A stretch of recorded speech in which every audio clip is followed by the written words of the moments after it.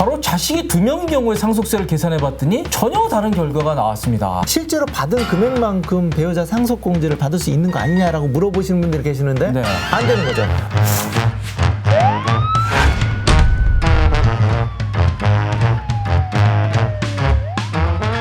네, 저희 속고살지마에서 얼마 전에 증여 문제를 한번 다룬 영상을 올렸는데요. 굉장히 반응이 뜨거웠고요. 어떤 분이 댓글을 주셨더라고요. 이제 상속을 좀 한번 다뤄달라, 네, 상속. 네. 저도 2년 전에 아버지가 타계하셔가지고 이제 상속을 한번 겪었는데 어느 날 이렇게 우편물이 날라오더라고요. 네. 근데 상속 조사가 시작됐다. 그게 날라오더니 그 다음부터 막 금융회사들에서도 우편이 날라와요. 네. 당신의 계좌 정보가 국세청에 통보됐다.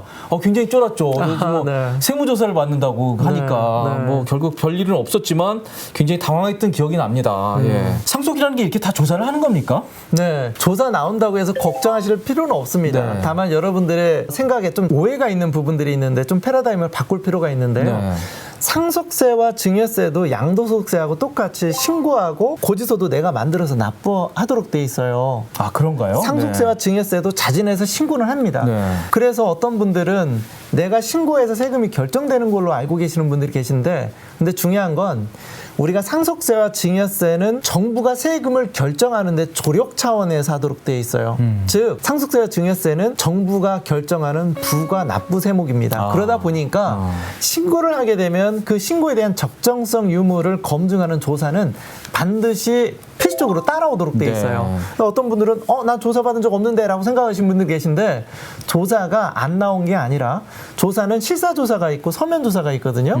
보통 이제 서면조사로 끝나니까 조사가 없는 것처럼 느껴질 수는 있지만 조사 후 결정하는 세금이 상속세와 증여세다는 거 네. 꼭 기억하시기 예. 바라겠습니다. 아무튼 두려워하실 필요는 없고요. 네, 네. 대부분의 경우에 일단 상속 조사라는 거를 거치게 돼 있다. 네, 그렇습니다. 그리고 재산세나 뭐 종부세처럼 이렇게 아주 심플한 게 아니라 이 복잡한 또 검증 과정을 거치기 때문에 네. 굉장히 주의하셔야 될 것 같습니다. 네, 네. 자, 그런데요. 네. 저희가 상속 증여 세율이 얼마나 되냐? 요거는 표에 나오네요. 그리고 상속과 증여가 세율이 같습니다. 같고요. 네. 저기다 이제 누진 공제를 빼주면 대충 어느 정도 상속세와 증여세를 낸다 이렇게 보시면 되는데요. 네. 그런데 상속과 증여가 공제 방식이 많이 다르다 그러더라고요. 네.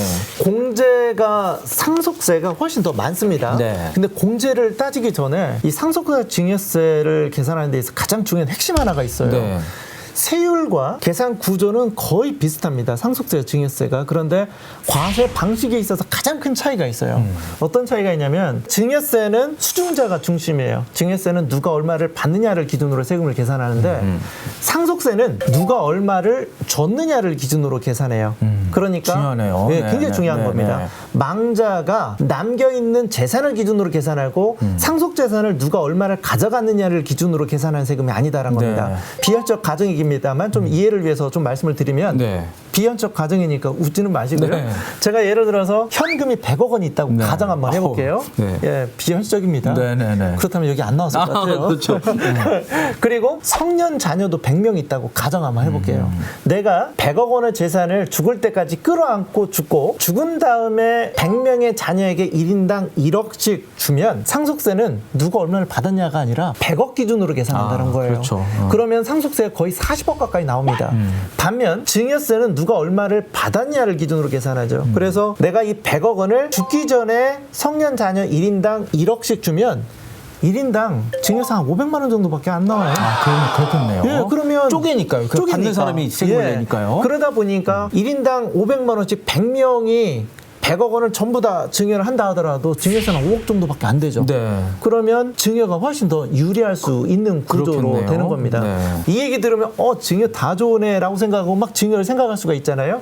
다만 증여는 공제가 적어요. 네. 그래서 성년 자녀는 5천만 원밖에 공제가 안 되는데 우리가 상속 같은 경우에는 증여세가 기억대로 되는 거죠. 그러다 보니까 증여가 유리하다고 해서 누구든지 다 증여를 해야 되는 대상은 아니고요. 네. 특별한 부분만 증여해야 되고 네. 웬만한 사람들은 전 국민의 98%는 여전히 상속이 유리합니다. 네. 그만큼 공제가 크기 때문이다. 예. 자, 도대체 얼마를 공제해주게 이런 말씀을 하시는지 네. 보겠습니다. 상속세를 계산할 적에 여러분들 표에 보시면은 일괄 공제 5억 원이 있고 배우자 공제, 그다음 금융직에서 상속 공제라고 돼 있는데 네. 배우자 공제입니다. 이 배우자 공제는 망자가 피상속인이 사망할 당시에 그 망자의 배우자가 살아있으면 무조건 받을 수가 있습니다. 네.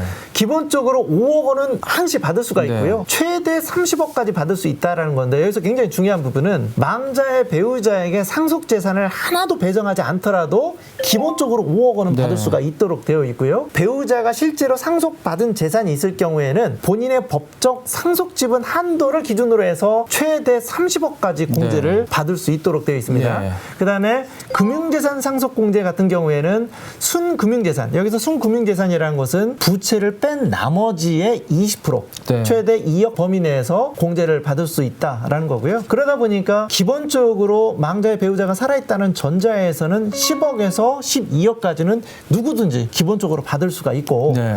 대신 이제 배우자가 없으면 어떻게 되느냐? 배우자가 없는 경우에는 배우자 상속공제를 못 받게 되는 거죠. 그렇죠. 그러니까 5억, 2억 합하면 대략 한 7억 정도까지는 받을 수가 있는 구조가 되겠죠. 그렇습니다. 그래서 아버지가 돌아가셨을 경우에 어머니가 살아계시면 생각보다 공제가 큽니다. 얼추 보면 12억 정도 공제가 되기 때문에요. 네. 사실상 웬만한 재산 규모에서 상속은 또 그렇게 걱정을 안 해도 될 경우가 많이 있을 것 같습니다. 네. 금융재산 공제의 경우에는 보통 이제 부동산이 우리나라는 재산이 큰데 부동산의 네. 경우에는 되게 좀 실제보다 좀 낮게 평가가 되는 거기 때문에 네. 금융재산은 좀 불리하다 그래가지고 20%를 공제해준다 그렇게 설명하더라고요. 맞습니다. 이게 정답입니다. 예. 실질적으로 금융재산 상속공제를 20%를 해주는 이유가 있는데요. 네.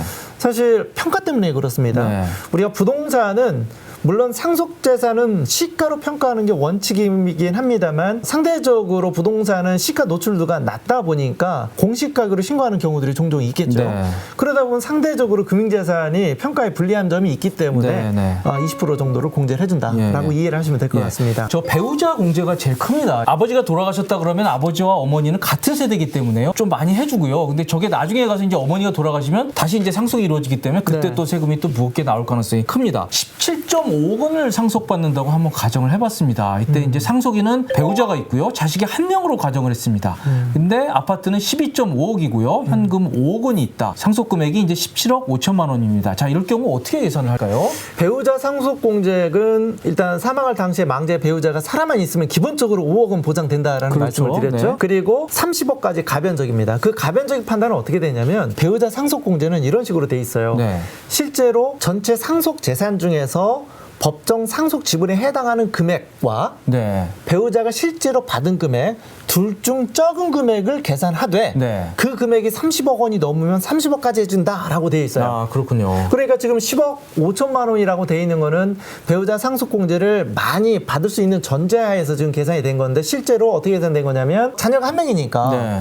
배우자의 법적 상속 지분은 2.5분의 1.5가 되는 거죠. 이게 왜 그러냐면요. 민법의 법정 상속분을 어떻게 계산하게 돼 있냐면요. 배우자는 1.5 그리고 자식들은 111 이렇게 되게 돼 있습니다. 그래서 뭐 자식이 한 명이라 그러면 1.5 대 1이거든요. 그러니까 2.5분의 1.5를 배우자한테 가고요. 2.5분의 1을 자식한테 가도록 이렇게 돼 있습니다. 예. 네, 맞습니다. 그래서 17억 5천만 원의 법적 상속 지분만큼에 해당하는 부분을 받으면 거기까지는 배우자 상속 공제를 해준다라는 네, 건데 네. 17억 5천만 원 중에 2.5분의 1.5까지 배우자 상속 공제를 해준다라는 네. 뜻입니다. 근데 재밌게도 어떤 분들이 이런 얘기를 하세요. 그러면 배우자 몫을 더 많이 해주면 어차피 저 30억 범위 안에 있으니까 실제로 받은 금액만큼 배우자 상속 공제를 받을 수 있는 거 아니냐라고 물어보시는 분들이 계시는데 네. 안 되는 거죠. 왜냐하면 예를 들어서 총 상속 재산 17억 5천만 원만큼을 배우자에게 전부 다 상속을 한다 하더라도 실제로 본인이 받은 것과 법적 상속 지분에 해당하는 금액 둘 중 적은 금액을 기준으로 판단하다 보니까 네. 배우자 상속 공제를 위해서는 10억 5천만 원만큼 더 많이 해주는 거는 공제는 어차피 저밖에 안 되는데 추후에 나머지 배우자가 사망할 때 오히려 상속세 부담이 커질 수가 있으니까 그렇겠네요. 네. 좋은 판단은 아닌 것 같습니다. 네. 아무튼 저기서 이제 왼쪽에서 계산한 배우자 공제는 바로 그 법정 상속분으로 계산한 겁니다. 1.5로 계산을 한 거고 일괄 공제 이제 5억 원을 해드리고요. 그리고 배우자 공제 10억 5천만 원. 그리고 아까 금융재산 공제 20%를 해준다 그랬습니다. 20%를 적용해서 이게 1억 원이네요. 20%. 그래서 16.5억 원을 공제받고 결국 상속세는 1,000만 원이 계산이 됐습니다. 네, 자식 한 명의 그렇습니다. 경우에 네. 많지는 않네요. 괜찮네요. 1,000만 원 정도면. 네. 그런데요, 바로 자식이 2명인 경우에 상속세를 계산해봤더니 전혀 다른 결과가 나왔습니다. 뭐 일괄 공제는 같고요. 그런데 바로 배우자 공제에서 차이가 크게 났네요. 왜 그런가요? 자, 이제 법적 상속 지분이 배우자 상당액이 줄어들기 때문이죠.